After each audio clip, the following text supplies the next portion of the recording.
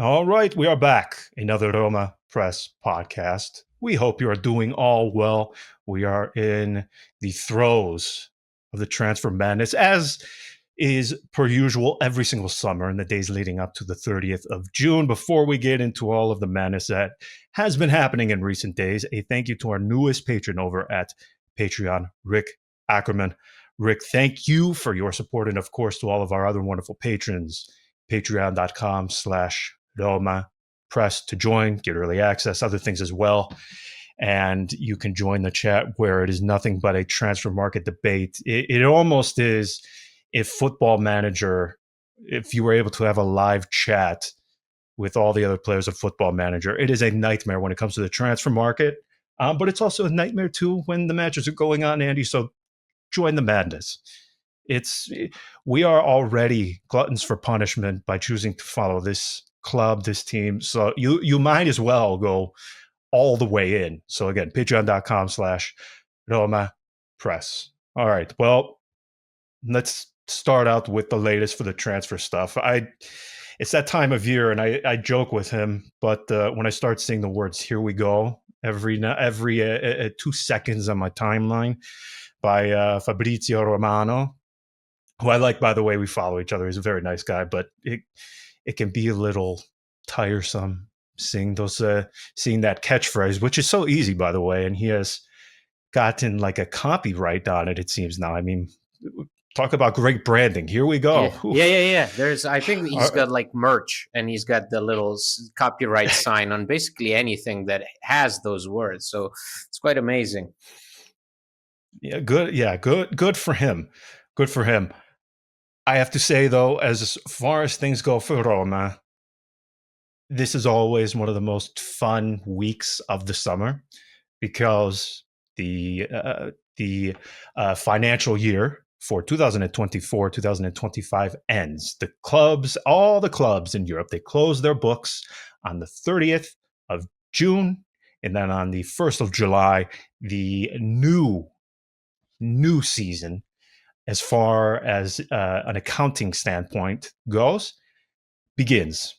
So, as we know, whether it's your first or second season watching Roma or your 20th, this is always when it gets very fun because Roma are seemingly running against the clock as per usual. I mean, we can go down the list of all of the fun storylines that happened around this time. My personal favorite is the era of Barisoni, who goes on Roma Radio and reads out loud a message on WhatsApp that he received from Miralem Pjanic, and he requests to the club to leave, and Juve are going to they state that they are going to pay his buyout clause and thereby bringing him to Torino. That was, again, one of my more favorite instances, but I mean, you could find so many of them.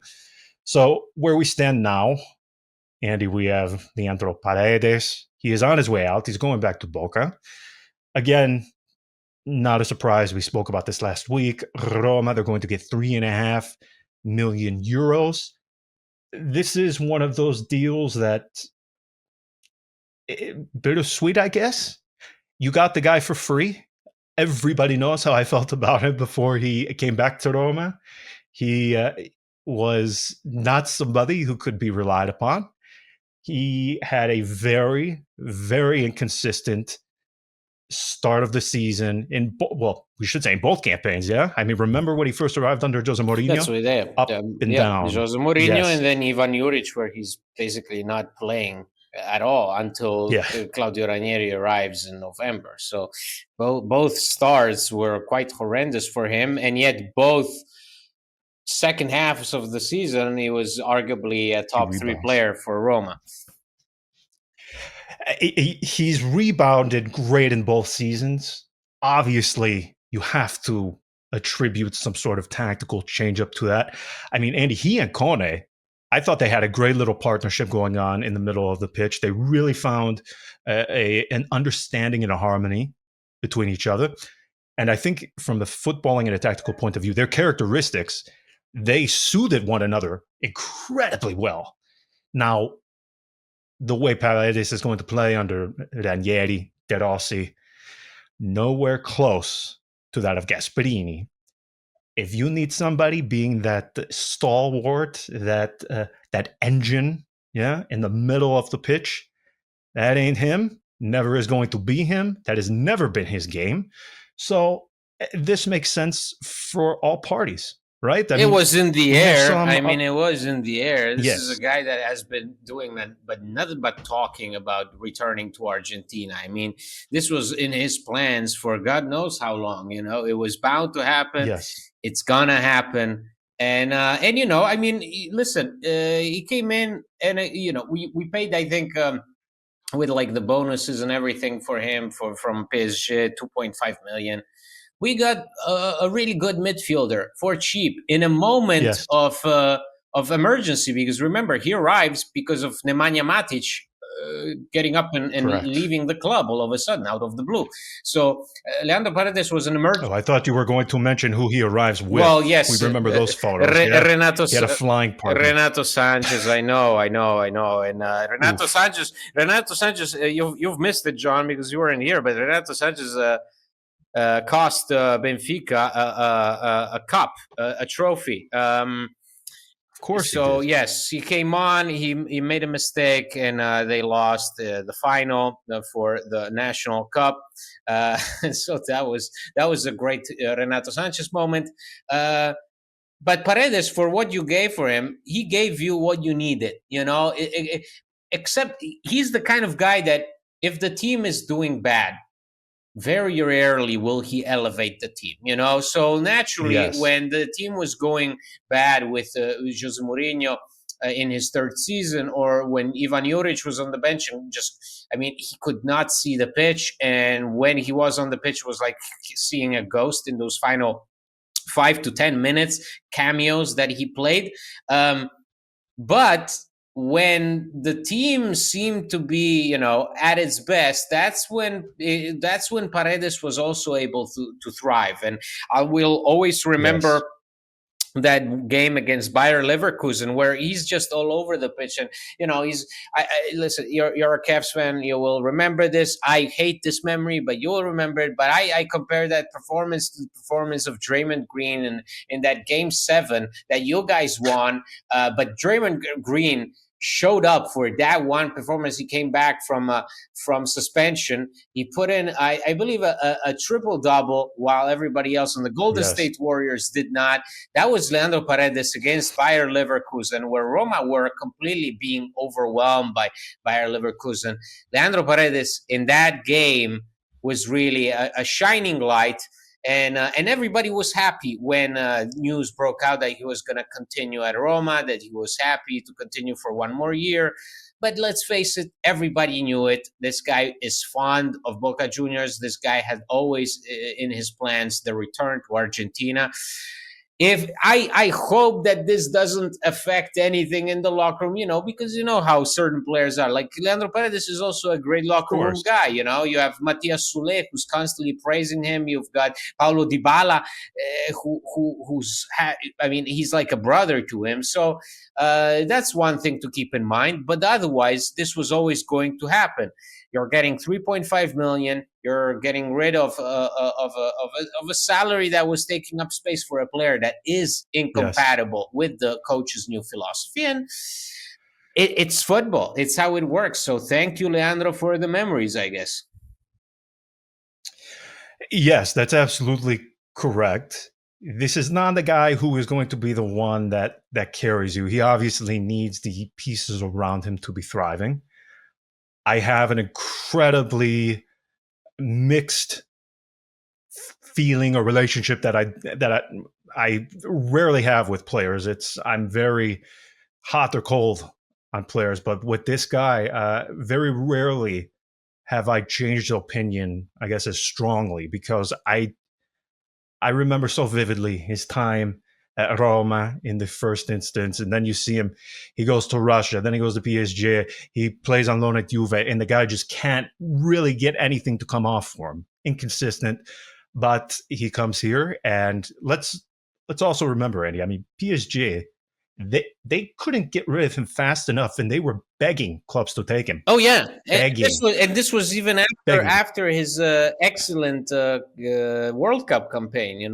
World Cup, yes, So yes, that's the kind of but that's the Paredes that thrives. The Paredes that we saw in the World Cup with Argentina. He's always one of the best with Argentina because the system is good and he works well in that system. And if the coach, just like Mourinho, couldn't get a read on him, the team was frustrated. Paredes was just not breaking through. If the coach is there to work with him, to work for him, like in the case of Daniele De Rossi, who had a complete understanding of him, who knew him as a teammate and knew exactly what he needs in order to be successful, just like Claudio Ranieri, who then sort of integrated him back into the lineup and made him one of the focal points of the team. That's when Paredes comes alive, and so best of luck to him. But we are in need of a midfielder who has different characteristics, and also a midfielder with the ability to score other than penalties. Paredes is a brilliant penalty taker, but we need a guy who pushes up the pitch, who sees the opponent's net, and who's not afraid to shoot from outside the box, and who is able to cut through the lines, and who has this propensity to move forward rather than stay in the middle of the pitch while driving the action forward. Yep, I guess that's sort of the easiest way to sum him up. I mean, as far as, again, Gasperini goes, it's just not compatible. But let's go a little bit into the financial aspect of this, the accounting aspect of this. And I always forewarn people, this is one of those subjects where you are bored out of your mind. You couldn't care less of it. I mean, I'm terrible at maths, so this is one of those subjects that it drives me crazy, but should be used to it by now. I mean, every single person, Andy, if you follow AS Roma, you should be able to do taxes on your own because of the financial hula hoops that this freaking club has to go through every single summer. So all of us should be wizard accountants by this time. You don't know how many messages I'm getting of people being like, so how much money do we still need? What is plusvalenza? What is capital gain? How do we get that number? And then I'm like, listen, even the media that report those numbers, there's one that says we need to generate still 10 million euros. There is another one that says 15. There's another one that says 20. Another one 25. Nobody seems to agree. Every year it's the same. Last year was the same. Last year nobody knew. Last year everybody made these weird predictions. The only year I think everybody more or less had a sense of it was when Thiago Pinto had that crazy summer where he offloaded half of the squad he just sent out, right? And we still had to pay a fine. We still had to pay like 5-6 millions in a fine because we did not accomplish what financial fair play wanted us to. Yeah, it is. It is one of those things that it seems easy, and you still have people think that the Mavs is, Roma paid $5 million for a guy 5 years ago and they sell him for $4 million. Oh no, we lost $1 million. That's not how it works. I will put something out on the website to make it easier that people can read, but very, very simply, to make it simple, let's say Roma pay €5 million for a player and he signs a 5 years contract. What that means is he amortizes the transfer fee of 5 million, amortizes 1 million euros for each year of his contract. That's the easiest way to understand the books. Now, obviously, you also have wages. You also have bonuses in figuring those things out. But when it comes to the financial fair play aspect, Andy, that is what we are concerned with. We are concerned with the plusvalenza, the capital gain. And Roma, they are not telling anybody a figure. But if you ask to them this summer, and I still have the message, it was from 2 days ago, you ask them, is it between 10 and 20 euros? They say around that. So that's Roma's stance. You heard it from them. Very, very ambiguous, that sort of response. But that's where things stand now. Andy. We have to, Roma, they have to generate between 10 and 20 million euros of plusvalenza. And it's coming down to the wire, as it does every single summer, seemingly. But the fact of the matter is, this whole financial fair play thing, I've said it from the beginning, and I will continue to say it. UEFA wants to give this illusion of objectivity, that there is a standard that is set out across all of football, of clubs that need to follow this sort of model of within the regulations of financial fair play to make things fair for everybody. And you obviously can't help but scoff at that, because again, I mean, look at who just won the Champions League this year, PSG. I mean, there's so many other examples that you can point to where it's, just sort of rigging the game, so to speak. I hate the financial fair play stuff. I understand what it's trying to do. But I mean, maybe in theory and a long time ago, but I mean, we all realize that it's not really taking effect. Like the game is wide open for everybody. Like we can get like we've seen what other clubs can do and what other clubs can't do. So it's almost like we're all pretending that it works when it clearly does not. Well, we are pretending, and I suppose the other part of this that I think goes under discussed is football right now is you have two cups. You have the haves and you have the have-nots. Okay, we have the same clubs making the Champions League final, Europa League final, making the Final Four, quarterfinal, semi. I mean, you have, for the most part, the same clubs year after year. You're not going to see anymore a 2006 Porto, led by Jose Mourinho, emerging from the shadows and winning the Champions League. The financial disparity between so many of the clubs. I mean, look at the Premier League alone. The financial disparities that exist right now. I just don't think this is something that you can police if you are UEFA, but they're going to try and do it, just like they're going to do anything they can to try and tamper down the emergence of a Super League, which, I mean, at some point that's going to come to a head again, but we can save that for another episode. But as far as the financial fair play stuff goes, yes, Roma between 10 and 20 million euros. You mentioned Paredes, 3.5. This sort of leads into the Nicola next part Zalewski, of Indica. Nicola Zalewski, 6.5. And yes, we are talking about Evan Dika, who is it's like it's either Angelino or Ndika. Like this is the storyline that we're hearing now.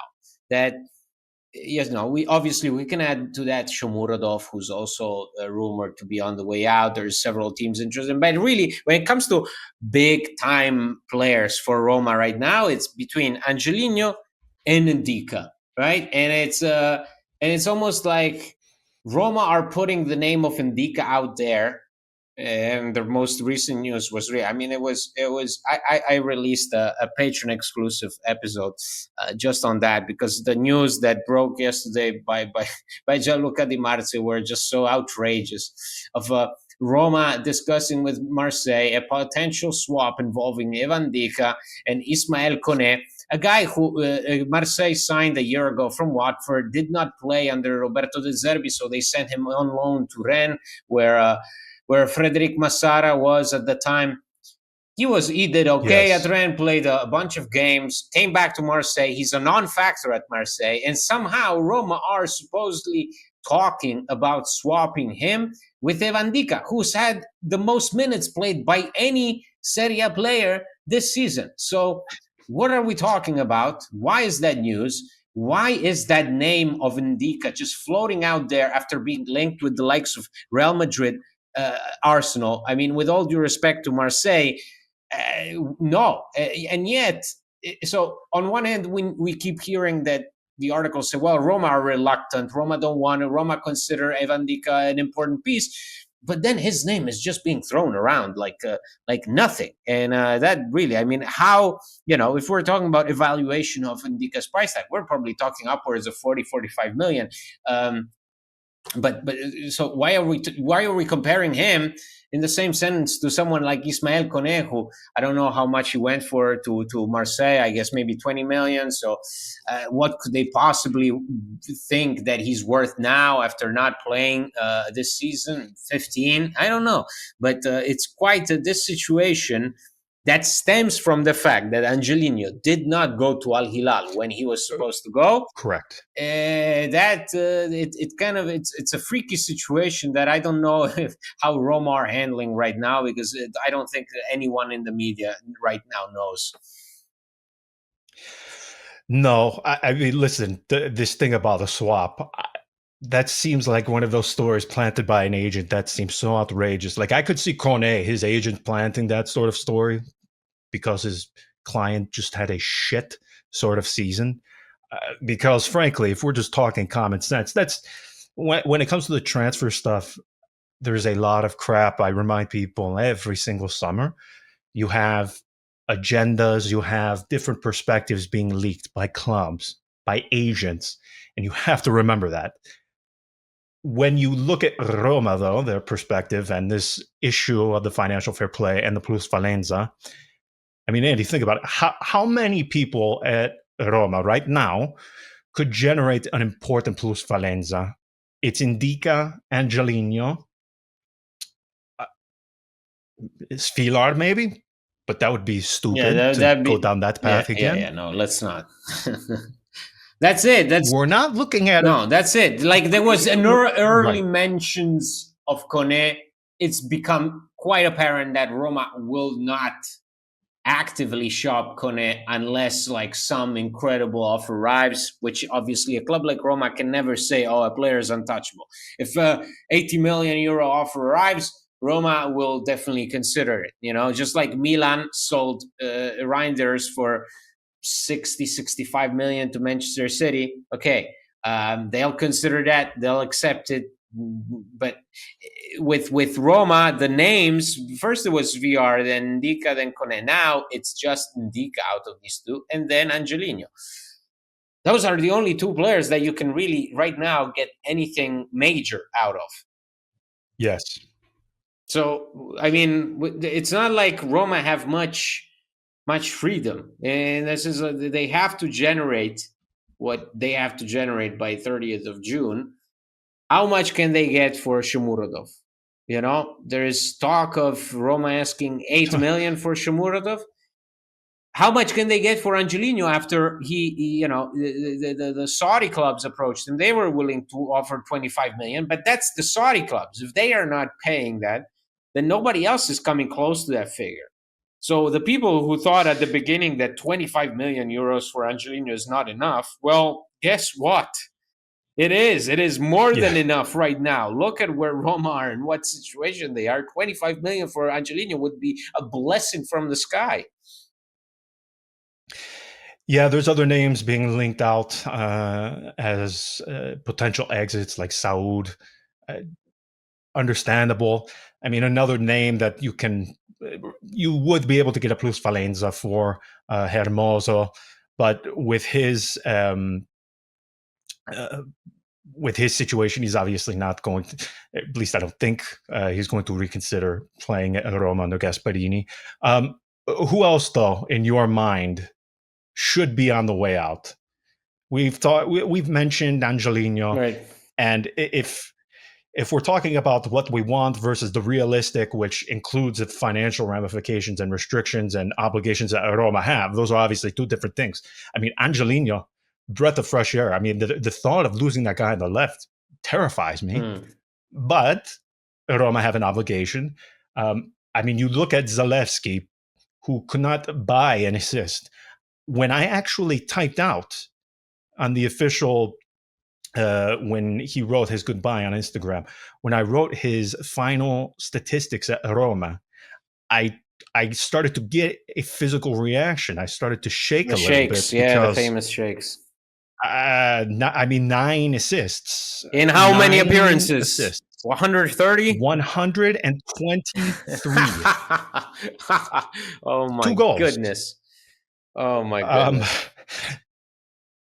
So that's bad. Like that's like really so there's bad. That's so bad for it's mind you. horrible. It's This John, horrible. this is for a player who used to be an attacking midfielder with the Primavera. This is a guy who had like everything that was going for him was the ability to go forward, to get his teammates involved. Like that's crazy. 9 assists in 4 years. Well, it's all the more depressing though when you realize that Angelino has 7 assists in quite literally half the number of appearances. So again, the more I talk about it now, I'm going to get a physical reaction. But if we want to throw Angelino in there for who goes, who else in your mind is a realistic exit at You want to hear Roma? this? There were some My hot take is Cristante. I think in the end it could be Cristante. I mean, if you're gonna generate some money, you could sell Cristante to Como. The question is, we had been hearing so much about Como's interest in Cristante near the end of the season.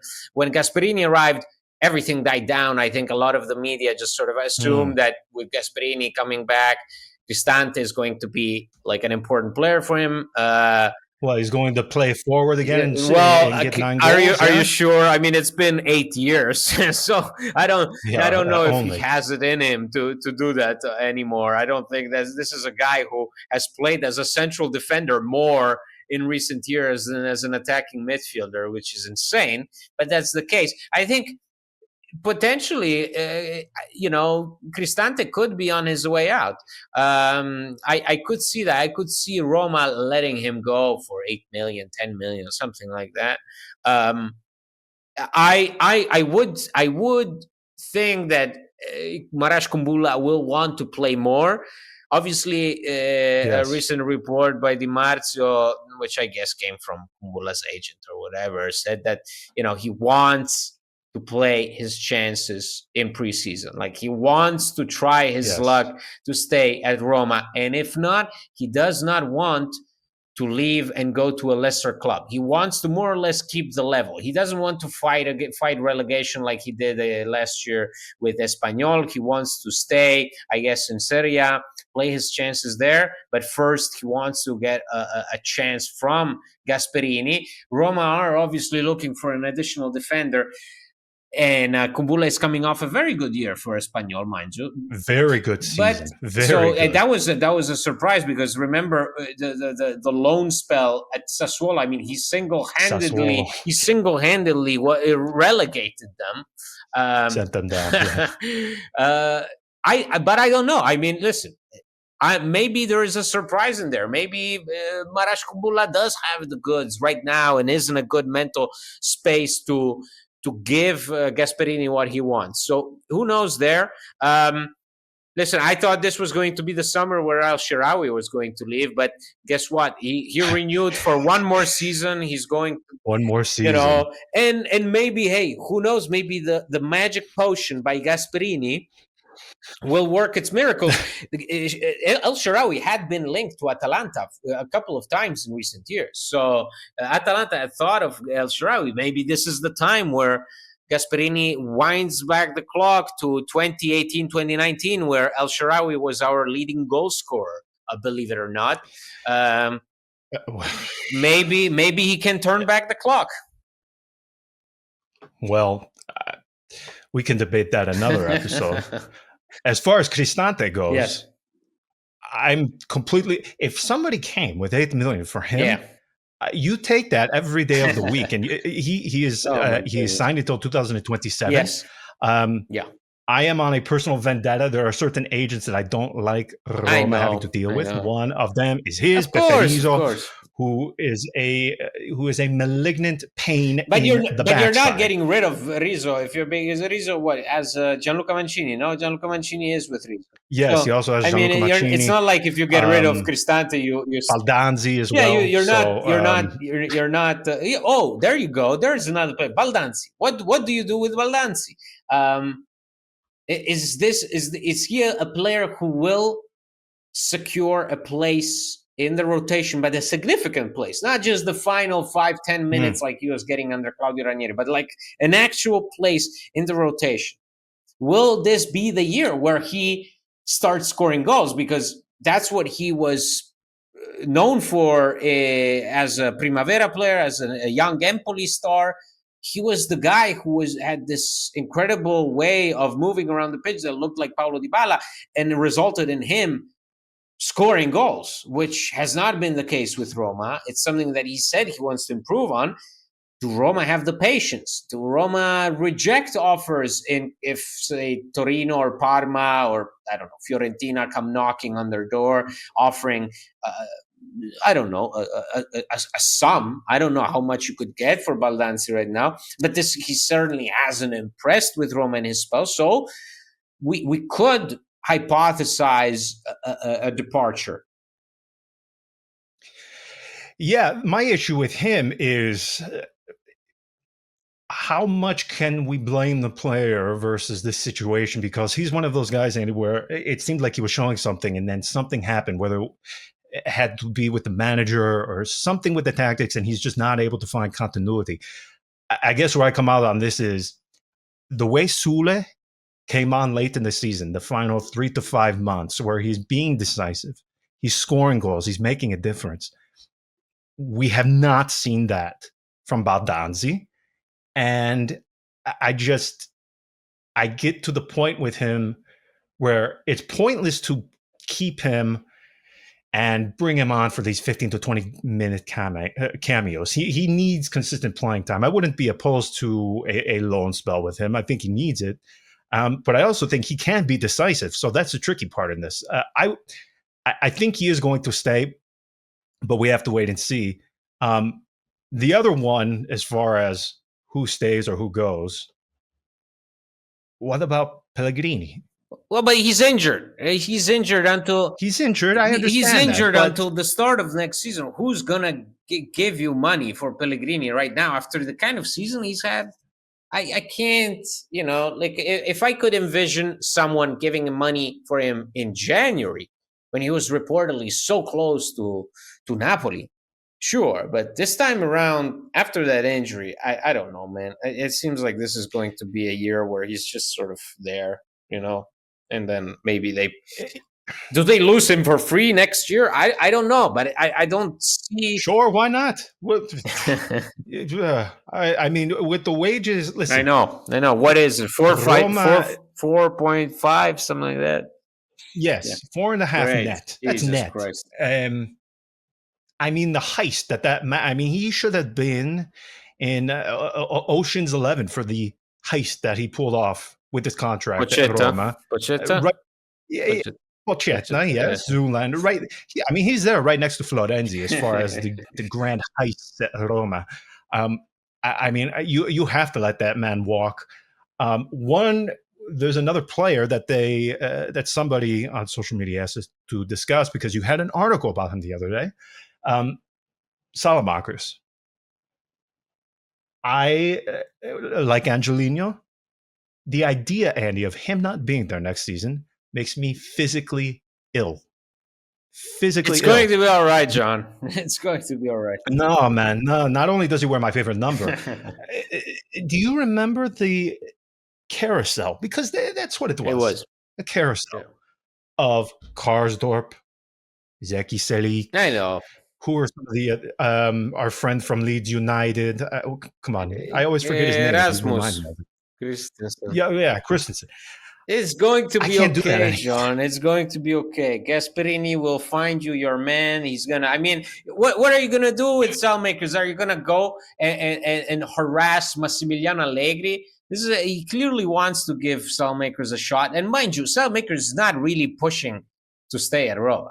I think this is a guy who's gotten in the habit of globetrotting after spending the last few seasons on loan. He's going to be happy just to stay at Milan if Massimiliano Allegri, and I'm pretty sure that Max will keep him next season. Saelmakers is not the kind of player who will fight tooth and nail to stay somewhere. If he did, he would have stayed at Bologna because Bologna was the perfect context for him. He thrived at Bologna. Made absolutely no attempt to prolong his stay there. So why the hell would he have had to to try and extend his stay at Roma. It's a bizarre situation, but Filippo Biafora made it very, very clear. People were asking him, what is holding up Roma from buying Saelemaekers? And he was like, well, they don't even have an agreement with the players. So, it's not like Roma had locked the yes from Saelemaekers. They had secured it. They had, okay, the player is fully on board. We're going to make this happen. No.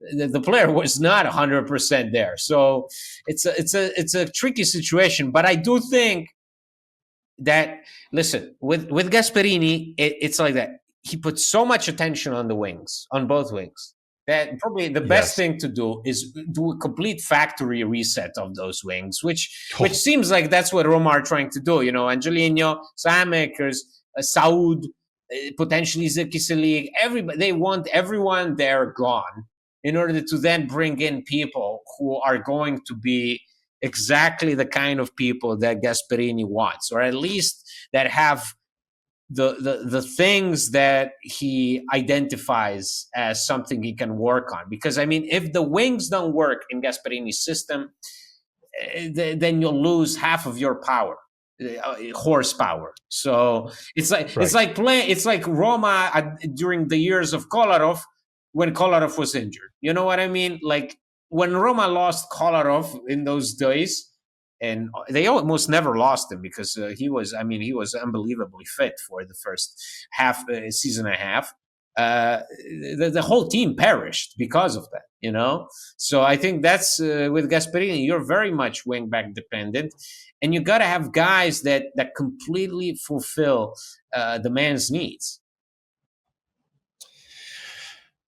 There's a joke sitting out there, but I'm going to leave it alone. The only thing that makes me feel better, or I should say at least reassured about Roma not purchasing Saelemaekers, not making his loan permanent. You've mentioned this before. We bring it up a lot. We juxtapose this point right alongside all of the doping jokes for Atalanta. But it is worth mentioning, Andy, some of the production he's gotten from those crucial wingbacks, guys that I won't say his game is entirely reliant upon those wingbacks, but if you were to pick one facet, one department of the tactical system that is crucial to the way the teams of Gasperini functions, it is those wingbacks. And if you just look at some of the garbage that he has been able to get something out of in both roles, left and the right, it's amazing. It is truly amazing. You mentioned Zappacosta. That is the most recent example. Zappacosta being a player who was completely dead and buried, and he sent him to the national team.